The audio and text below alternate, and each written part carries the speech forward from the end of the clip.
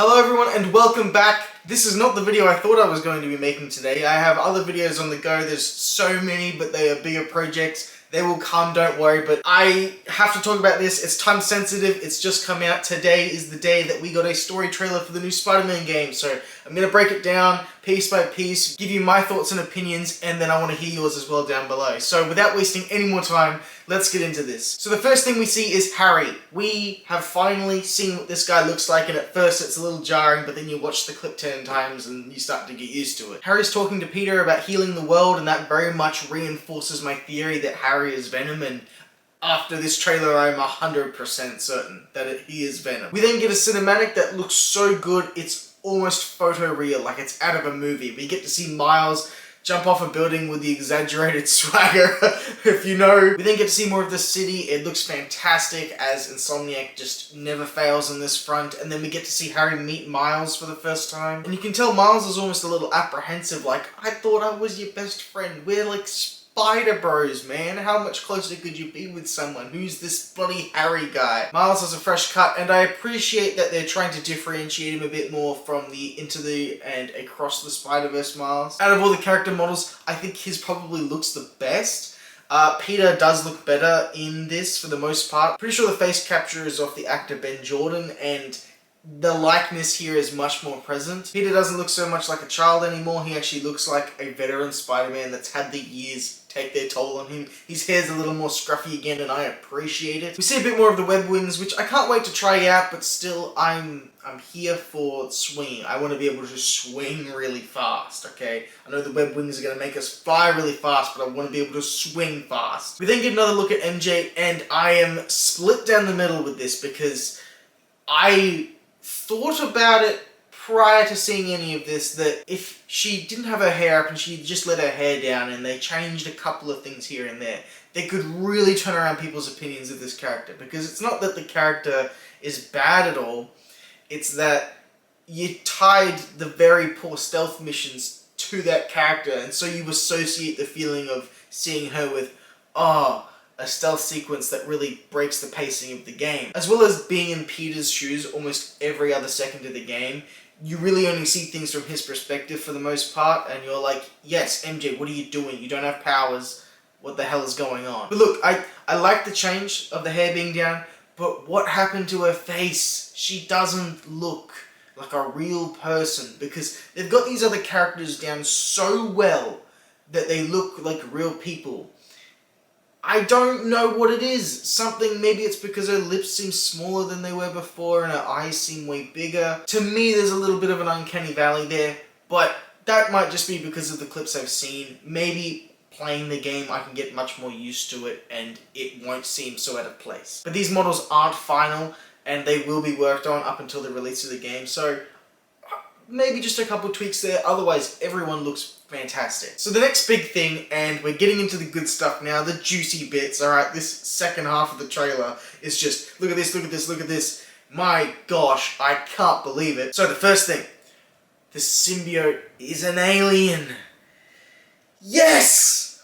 Oh, you don't understand how important that was to me, alright? It's such a small thing, but the unknowingness of what this thing is helps really add to the scary and creep factor of what the symbiote and Venom ultimately becomes. If it's something synthetic that's been created in Oscorp, it doesn't hold the weight of, I don't even know exactly what the hell this even is that I'm bonded to. What is this alien's end goal? And I think it's been done specifically because they're going in a direction where they're gonna have the symbiote, Venom, anything to do with this thing at an 11. There's no, Peter's mood starts to slightly change and you might notice that he acts a bit out of character. No, he's just full on corrupted by this thing. And when Venom's eventually gonna come, this Venom is just going to be ruthless. I see no punches being pulled, because later on we see, I'm jumping a little ahead, but we see that even Mary Jane is running from Peter, like he is stalking her,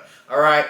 It's only like a 2-second, 1 second maybe even clip. What that implies, how much we can take from just that, how far has Peter gone to the point where this isn't just like jeopardizing his relationship for the rest of time with this woman, but Is the intent to kill her? Like, what is happening here? I doubt that that's the case. It's probably that she has something on Craven and is going to try and go by the book on a way of getting rid of him, and Peter's of the mindset of no, he has to just go. But still, little things like that in this trailer very much excite me. So the next big thing we get to see, Martin Lee is back. They are not just discarding this character for the second game, and I think that's a good idea, a really good idea. It's something I didn't even really think about when it came to, yeah, he killed Miles' dad. There is definitely some beef there, some heavy drama that could be played on, because everything in this game appears to be just taking the worst and darkest sides of us,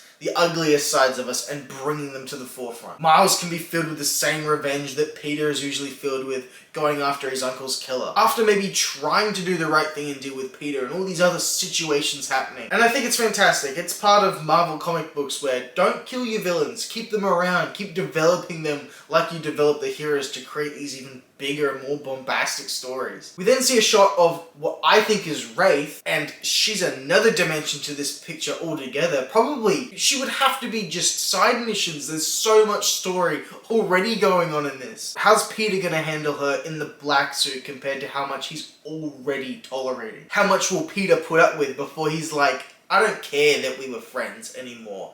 You're going down. And it might seem like much, but remember that this version of the symbiote is just ruthless. The next shot I want to bring up is Lizard going off his head while Black Suit Spider-Man's riding him. I'm presuming this is not long after the demo that we seen a month or so ago. But Lizard looks great. That boss fight in particular, I'm very much looking forward to. I'm gonna get some like Spider-Man 3 and the PS2 vibes. Not the PS3 one, alright?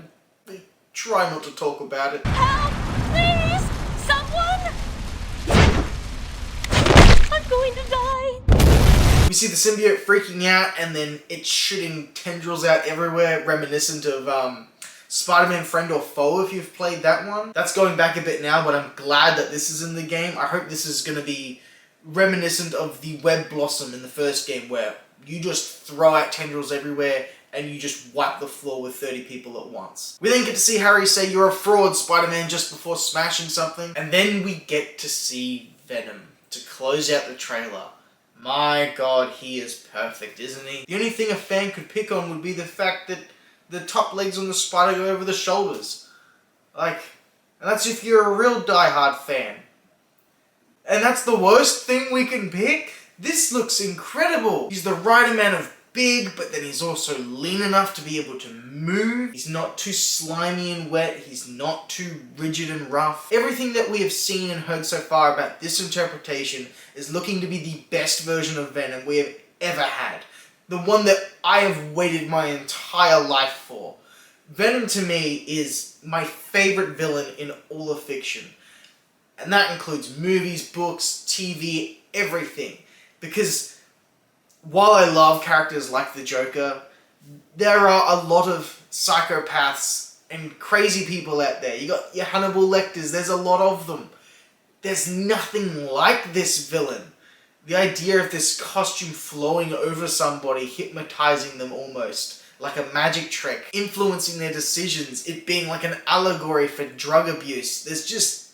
And then in that, it has the perfect reason for why when Venom comes to be later, the antagonist has the mirrored look of an evil version of Spider-Man. It makes perfect sense. I just love Venom, and I hate it when the piss is taken out of him and he's a joke, like in the movies, or his two more recent movies. I can't stand it, because if you saw this thing in real life, in an alleyway, the way you do in the first teaser, you don't laugh at this. This is terrifying. The entire idea of a symbiote, this thing crawling up your arm right in front of you and trying to take over you as its host, trying to make you its host, is terrifying. He's horror movie material written all over him. I'm just happy about it. I'm so happy.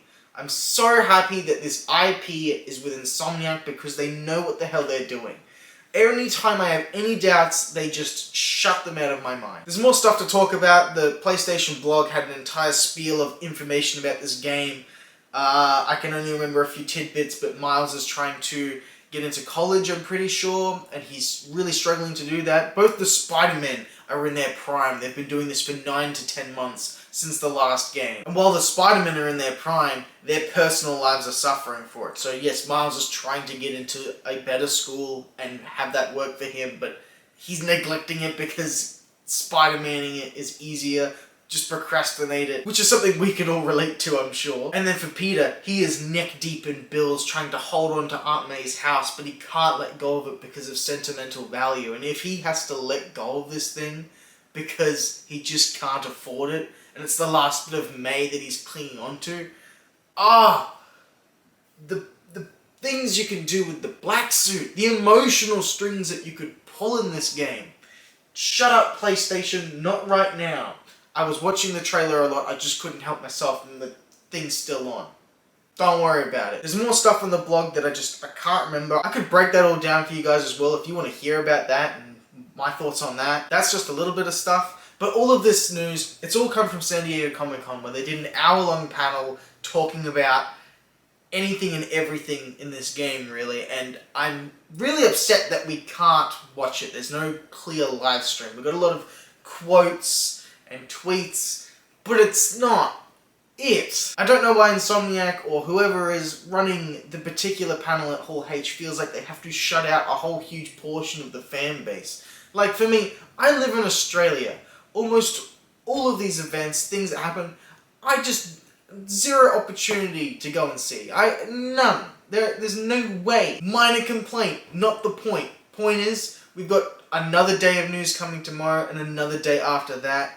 Well, not so much a heap of news, but we have an interview and one other thing. And I'm incredibly excited. If there's anything in particular that was in this trailer that I didn't mention and you want to kind of know my thoughts on, just drop a comment down below. I will do my best to get back to each and every one of you because I have so much going on. If you want to hear me ramble more about Spider-Man and hear my thoughts on this character and this game and what it's going to be, or watch me play through it when it comes out, feel free to subscribe and hang around for a few months because it's going to be an exciting time for this character. There is a goal. If we happen to reach 1,000 subscribers, I will be pulling everything out of this shelf and talking about everything I have, full collection video piece by piece. If you've made it to the end of the video, you're a bloody legend, and hopefully I'll catch you next time.